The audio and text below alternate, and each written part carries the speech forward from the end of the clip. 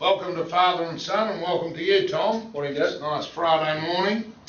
Well, politics certainly holding the limelight. Parliament resumed. The dear Prime Minister had a barbecue at the Lodge, and 20 of her caucus members did not attend the meeting or the barbecue. So what do you make of it all? Well, I found that quite odd. I would have thought if the Prime Minister calls you to a barbecue, it's pretty much compulsory to attend.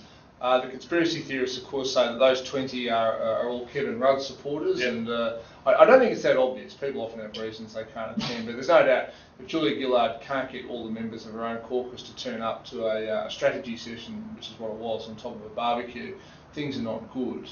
She's improved a little bit in the polls in the past week. Yes, she has. But the rumblings inside the Labor Party are that it's just a question of when, not if, Kevin Rudd makes a fresh challenge. That's right. Well, I don't think, as we said last week, I don't think he'll make a challenge unless he's got the numbers. Absolutely.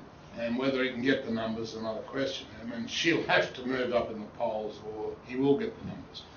Interestingly, we relaunched the 500 Club, which is the body I founded back in the 80s, the largest contributor to the Liberal Party's funds in the state of Victoria. And we have Tony Abbott there to speak, and also Ted Bailey. You should be a member of this and cough up some money like I have for years. But they were both very, very good. Abbott really got stuck into the Prime Minister. He went through all of her mistakes and lies since she's been Prime Minister. Ted Bailey made a surprising remark to me, he spoke very well as well, that he thinks he'll have the budget back in surplus in the state. I thought they were miles off getting to a surplus. Yes, I'm very surprised to hear that, I must say, because I mean, look, money for state governments, any state government, is pretty hard to come by at the moment. The housing market's weak. That means there's fewer transactions, which means less stamp duty. There's all these moves to try and stop gambling in the states, which will obviously produce pokey revenues. It hasn't yet. It hasn't yet, but it could. And I would have thought if Ted can get the budget back in the surplus, well, that's great. But if he has to do it by really big and bad spending cuts, well, that might prove to be unpopular. Just on a slightly separate issue now, the Niddrie by-election is coming up. Now, of course, Rob Hulls, the former State Attorney General, decided to leave politics. He had a bad health scare late last year. And I think somewhat surprisingly, the Labor Party holds this seat by around 6%. Ted has decided not to contest the election. Well, I discussed this with the Deputy Leader of the Liberal Party, a member for Brighton, I can't think of her name, she's terrific. She said, look, we didn't think we had a dog's chance of winning it. If we only got a 2 or 3% swing, the press would criticise us, saying it's not enough. So they basically, and they'd sooner keep their powder dry. If you're not going to win the seat, why squander money? It does cost money.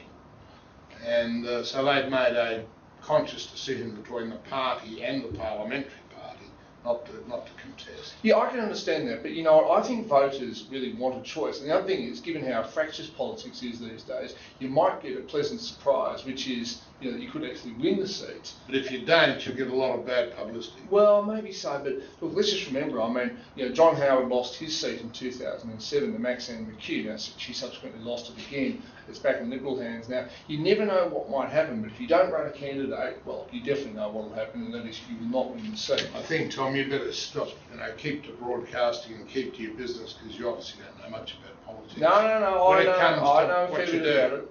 I can tell you, many people think he's made a mistake, and these are people who vote. I don't. All right, well, just because you don't doesn't mean that's I'm an experienced man in the Liberal Party. Right, the other good news was Lindsay Fox got an award, as did Jack Nasser from the American Chamber of Commerce. Very good for Lindsay. He's a terrific bloke, and he's done a lot of great work. And he really is a very down-to-earth person, and we congratulate him. He was a member of the Warramah Sports and Recreation Club. We go up and support the Moolameen Cup. Now, on an international note, they still haven't sorted out Greece. No, every night there's a play that Samuel Beckett wrote a long time ago called Waiting for Godot, where the two protagonists are waiting for this person Godot who never turns up. It's a bit like that watching the machinations over in Europe with Greek debt at the moment. Every night we go to bed thinking, oh, well, tonight's the night, there's a deadline, or there'll be a solution in the morning. You wake up in the morning and all they've agreed to do is keep talking, which may be no bad thing, but Greece, I believe, has about 5 weeks, until about March 20th, to access new lines of credit from the EU and the ECB, European Central Bank.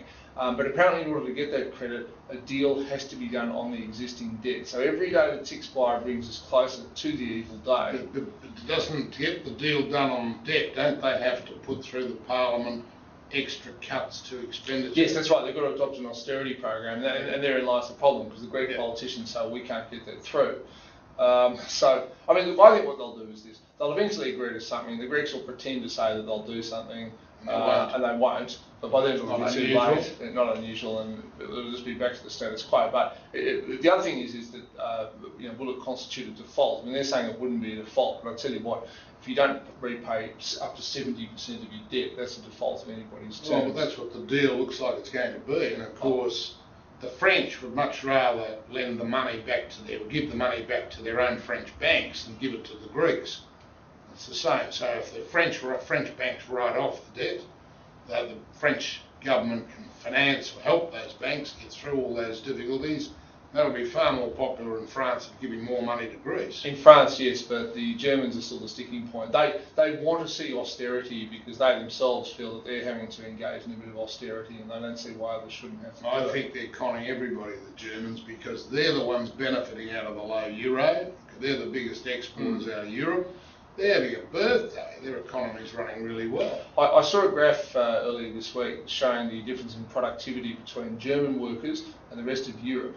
And the gap is around about 25 to 30%. That is, German workers, I mean, that's the reason people make things in Germany. Even though the workers are expensive, they're so productive about what they do that it's worthwhile keeping things.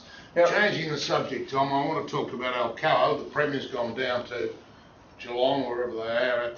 Point Henry. Point Henry, that's right, to discuss the requirements of Alcoa. It's been there for a long time. It was established thanks to Henry Bolte giving them a very, very good rate on electricity, which is their biggest input to make aluminium. They look as though they're struggling a bit. Knowing your extreme right views on this thing, like you have with the car industry, you'd say don't give them any money and let them close up. Well, I would say this: if you're a taxpayer, do you want to keep seeing these? And these are by and large internationally owned companies taking our taxes to provide a handful of jobs, and that's what it usually is, with no guarantees of the future. Look, the fact is, here's what's happened. Aluminium prices have fallen around 30% in the past 12 months. Electricity prices have risen, wages have risen, although not by that much. And the dollar has gone through the roof. And the dollar has gone through the roof. Now, I can tell you, making aluminium out of coal-fired electricity is not going to last for too long in the future. Why? Well, because the way people are going with carbon pricing, you're not going to be able to do it. Rio Tinto. That whole carbon pricing. Well, you say that when Abbott gets in. Rio Tinto owns the biggest portfolio of aluminium smelters, and they're all hydro-powered in southern Canada and northern US. Written off eight or nine billion. They paid far too much, but down the track, I think that'll be the way to go. But the point is, for Point Henry, I've worked out to continue, it almost needs to now get its electricity for free. And if it gets it for free, given that all the electricity is owned by private producers in Victoria, essentially we, the taxpayers, have to buy it and then give it to Alcoa and... What if this is only short term? Let's assume the dollar went back to, say, 90 cents, came down 20%. Yeah. Now, if that happens, that makes Alcoa much more competitive to export their aluminium. But remember, they're already getting their electricity a lot cheaper. So it's not a question of why everything goes back to normal. They're already getting a subsidy. It's just a question of how big the subsidy needs to be. Oh, no, I think the subsidy's actually risen.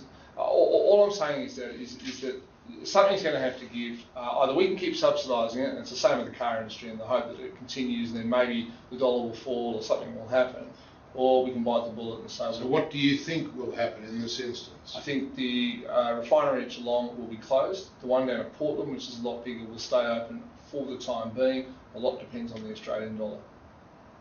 I think the Victorian government will provide some assistance. Well, they won't be getting back to surplus anytime soon if they do.